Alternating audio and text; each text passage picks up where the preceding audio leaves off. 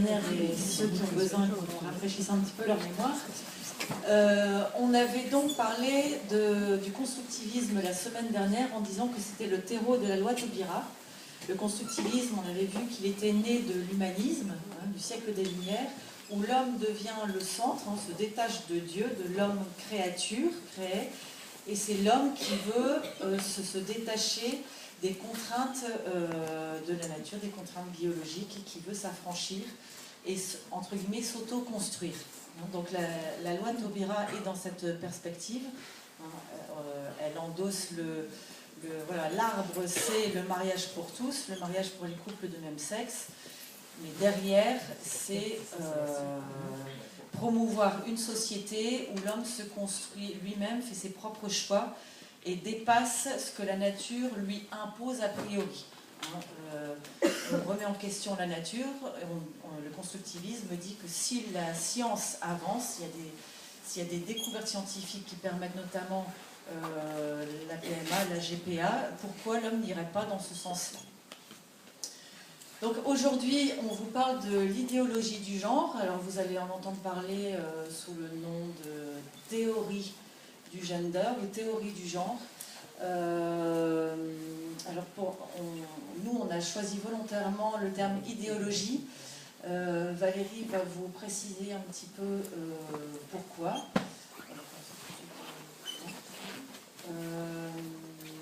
En quoi est-ce une idéologie et plutôt qu'une théorie.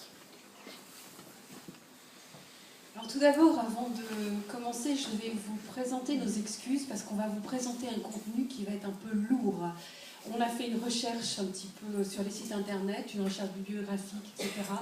Et on a des contenus qui sont un peu, nous qui nous ont mis très mal à l'aise, mais néanmoins, ce sont des contenus que nos enfants peuvent voir. Donc à ce titre-là, je pense qu'on doit les regarder.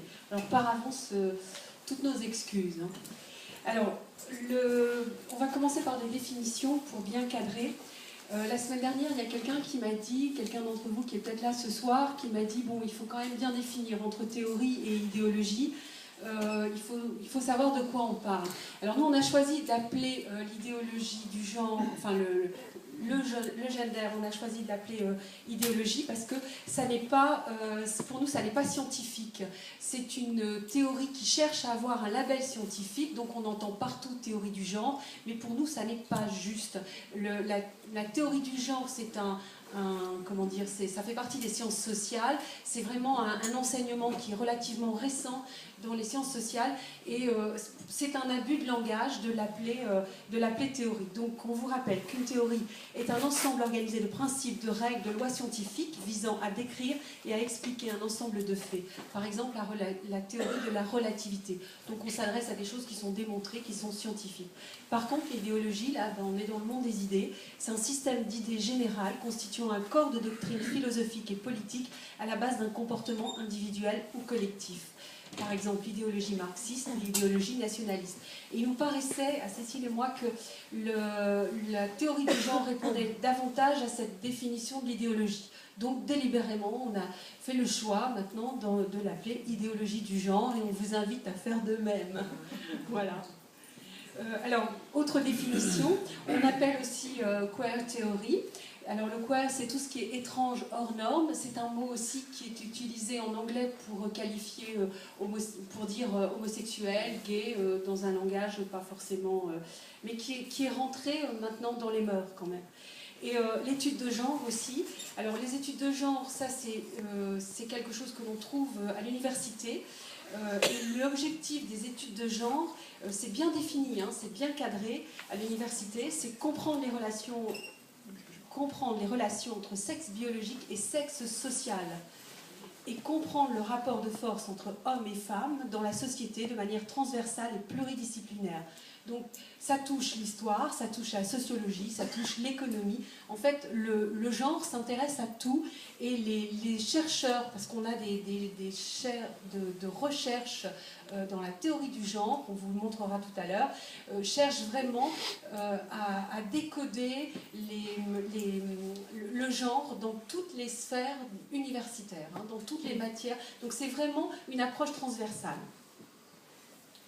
Alors cette théorie du genre, la queer theory, elle a été importée des États-Unis et elle se positionne de façon philosophique et sociologique et elle vise à confondre identité sexuelle et construction sociale. Ça, c'est vraiment les présupposés de l'idéologie du genre, c'est dire que l'identité sexuelle est quelque chose de construit socialement. Et ce que préconise aussi cette idéologie du genre, c'est de dire que l'hétérosexualité est une norme qui est imposée, indépendamment de toute réalité biologique. Alors cette idéologie, elle a pris naissance dans les milieux intellectuels et elle a été impulsée aux États-Unis, sur la côte Est, dans les universités et surtout par les milieux militants féministes et homosexuels. Et eux-mêmes, il faut savoir qu'ils ont été inspirés par des philosophes, des penseurs français comme Jacques Derrida, Michel Foucault, Jacques Lacan et Monica Vitti. Alors ces chercheurs, ils ne sont pas forcément tous homosexuels, mais ils sont allés beaucoup dans les années 50 et dans les années 60, ils sont allés aux États-Unis, et c'est leur théorie, notamment je pense à Jacques Derrida, la théorie du constructivisme a été reprise dans tout le monde universitaire de la côte Est américaine.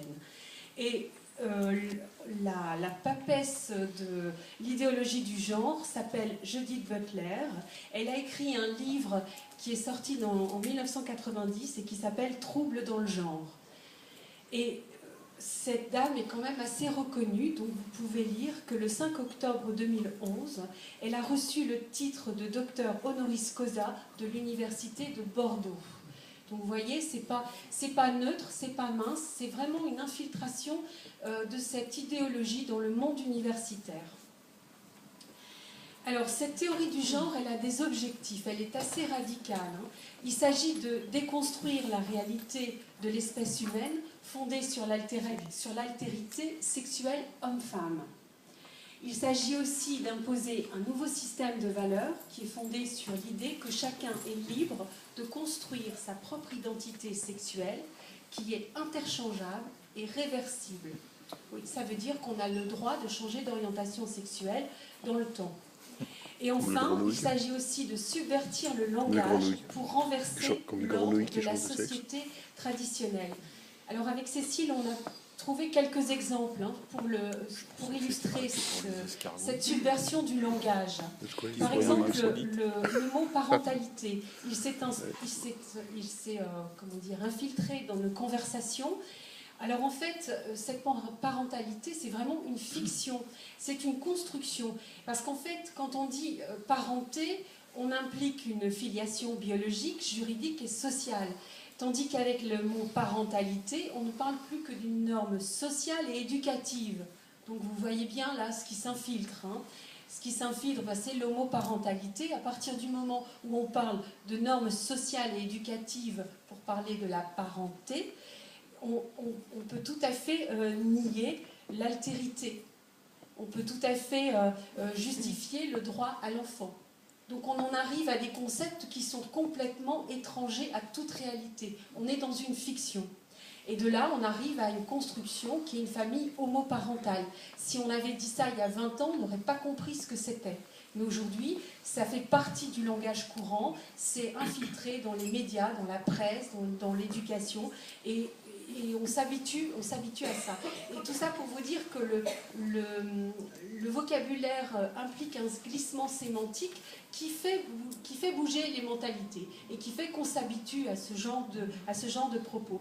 Et donc on entend aujourd'hui des locutions comme individu transgenre, le droit au mariage, la gestation pour autrui, l'assistance médicale à la procréation. Tout ça, ça devient des vocables qui font partie du langage courant et qui ont vraiment ouvert notre champ des possibles. Alors on parle là d'assistance médicale à la procréation, mais en fait dans ces milieux-là on parle plutôt de procréation médicale assistée. Alors c'est une question sémantique, on en a parlé la semaine dernière. Si vous dites assistance médicale à la procréation, c'est sur l'assistance qu'on légifère, ça c'est juste. Par contre, si on dit procréation médicale assistée, c'est moins juste, c'est même pas juste parce qu'on ne légifère pas sur la procréation. Donc vous voyez, c'est encore un glissement sémantique. Aussi un autre exemple très concret, le mot tout bête de couple. Quand on parlait de couple avant, c'était forcément un homme, une femme. Puis on a dit couple hétérosexuel, c'était un pléonasme. Et puis petit à petit, couple hétérosexuel, donc couple homosexuel. Couple homosexuel, couple hétérosexuel, donc inégalité. Ce sont des couples dans les deux cas. Voilà. Et puis hop, la pensée glisse. Donc il faut être très vigilant voilà, au vocabulaire qu'on utilise et notamment aussi avec nos enfants ou petits-enfants. Voilà, à encourager les gens à choisir